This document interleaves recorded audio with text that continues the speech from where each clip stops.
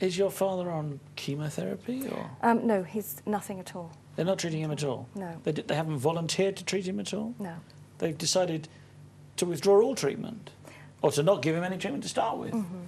And So it wasn't just that, oh, he'd probably bleed to death. It wasn't just that. We can't be asked to give surgery.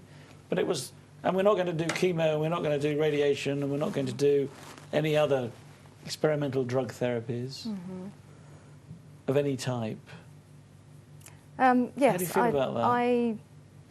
I actually wouldn't want him to go through that, because I don't think that's a particularly nice thing to go through. He finds it really difficult to speak because of his Parkinson's, but he has indicated that he doesn't want anything like that. I think he wants a way out, perhaps, and this is it. I don't know that, but I wouldn't be surprised if that was the case. But it doesn't change the fact that there's no information and there's no support. And there's no care. So that was really difficult. It felt like a black hole. It felt like he'd been totally abandoned.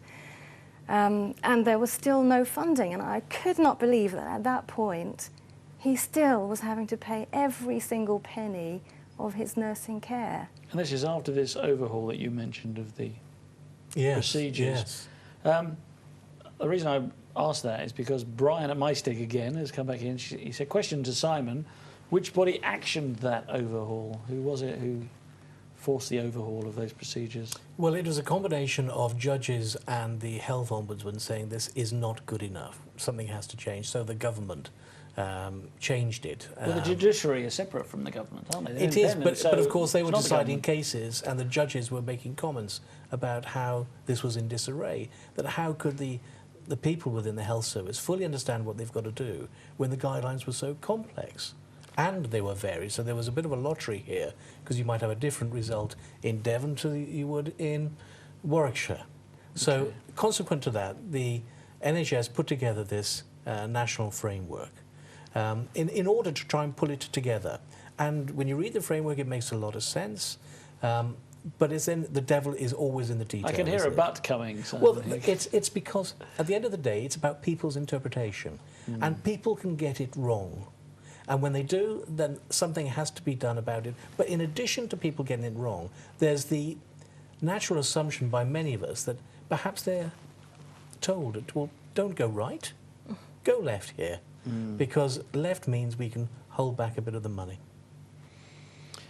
Okay, all right. So you're waiting for this decision. So this is the whole of last year. This was happening. This took a year. And by the end of the year, and last Christmas. Do you mean 2008? Yes. Okay. Finally heard that he would be funded, and they would backdate that to January '07, which was the date I claimed from. So they'd actually agreed with me completely. But I do feel that if he hadn't had the cancer label, we'd still be paying. But they also knew you were prepared to go to court. I would have gone all the way, yes. And you told them this? I think they knew that by that time. They'd had enough letters from me, and I'm sure they had the measure of me, and they knew I wouldn't give up. So if somebody out there, and obviously we're not giving anybody legal advice here, but if somebody wants to know a bit more about this, they can go to your website, can't they? They can, yes, AngelaSherman.com. AngelaSherman.com. And there's some useful tips and information on there. And there are a lot of organisations who provide really good fact sheets and information. Age Concern is one. Okay. There's a list on the blog. Okay. That you can look at. But when you're starting something like this, I think if I had known how much emotional energy it would take, how much time, how much cost, Well, I don't know at that time if I would have done it. I think if I had also known that I was going to have to do the same thing for my father as I'd done for my mother, I might have just have dug myself a big hole and jumped in it. But what I've learned is that you can only deal with one day at a time. You know, if you look at the whole thing and you think, oh, I've got to deal with this, you wouldn't. You can only take one step at a time, and you can only deal with one stage of it at any one time. And that's how you do it. That's how you get through it. It's like the Long March, isn't it? It's one step at a time. So when was this victory then for your father? For my father, it was last December. December. Just Okay, gone. so it's now March. And I'm still waiting for the money. It's still. Why am I surprised? It's just how it goes. Why am I not surprised? But I mean, I do have it in writing, and I am confident it will arrive, but... You can't buy the house back, for instance. No, I can't buy the house back. So, in a sense, I suppose, would that have been your inheritance? Yes. But you weren't doing it for you, were you? You were doing it No, for them. Absolutely, yes. It's their money, and anything that I've won back is their money. It's not my money. And going back to my costs, my costs in time, lost work because I'm self-employed, expenses, all of that. That's something I have spent, and I have chosen to spend that, and I could litigate for my costs. Whether I have. But again, you don't get this automatically, do you? No. Everything's like an extra. Everything is another hurdle, isn't it? Another impediment to you. And you have to make a decision as to whether it's worth it. Is it worth me spending another year or two of my energy and my time fighting for my costs, or shall I just get on with my life? And you have to make a judgment there. But meanwhile, of course, your parents are still desperately ill. Yes. They are still in a nursing home. And yes, and I visit them every other weekend. It's a really difficult thing.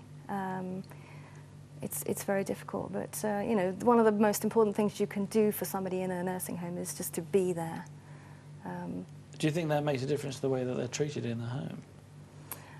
Yeah, I think the more vocal you are, the better. But there is a fine balance, and I've had to learn this myself. The people who work in nursing homes have a very difficult job, but there are also things that don't happen that you feel should be happening, and it's a very fine line to tread between sort of raising issues and upsetting them. Yes. When actually I don't really understand what it's like in their shoes. So it's a very difficult balance, and I'm sure most people with relatives in a care home find the same. I've got a question here from Ray in Teesdale. I think this must be for you, Simon. He says, is it true that Scotland has free care for the elderly? And then he says, so much for the UK. I don't understand what he's quite saying there. Sorry, Ray, I don't know, because the Scottish law is very different, and I think he'd need to... You're a solicitor for England and Wales. England and Wales has its own set of legal precedents and cases and laws. Scotland is different. So I don't know what the position is in Scotland, but I wouldn't be at all surprised. OK, well, you have to take your own advice there, I'm afraid. Ray, Teesdale's in England anyway, so... It's quite close to Scotland. It's pretty cold up there, isn't it? I know. OK, I'm sorry. So you were saying... There must be huge waiting lists for care homes in Scotland. Well, I'd be tempted to cross the border, I must say. I noticed that they were... this is completely off the subject, but I noticed they're going to have a minimum price for alcohol in Scotland. So I was thinking of buying an off-licence just over the border. It's going to be very busy. Sorry, I completely digressed there. One of the things I wanted to ask you about your parents and your experience of other people with dementia. Actually, let's have a photograph of your parents. We haven't had them up on screen. Can we have image number 2, please? Let's get them in the room. See if we can get that up here. It's not coming very far. Here we go. This is your parents, presumably on their wedding day. That was their wedding day, which was, I believe, 1959. Obviously, I wasn't there at the time. I'm glad to hear that.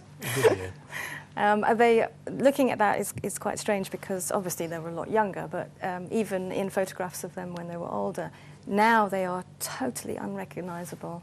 And that's a really hard thing to see as a child, watching your parents deteriorate like that. We have got a slightly more recent one. We've got picture number 3, which is you, I believe, with your father. I think this was on your wedding day. That was on my wedding day, yes. And he already had Parkinson's at that point, although you wouldn't really know. And we're just going to have the set then. We'll have number 1 as well, which is a picture of your mother, which you've obviously cropped from a group of people there. I don't want them on screen, whoever they are.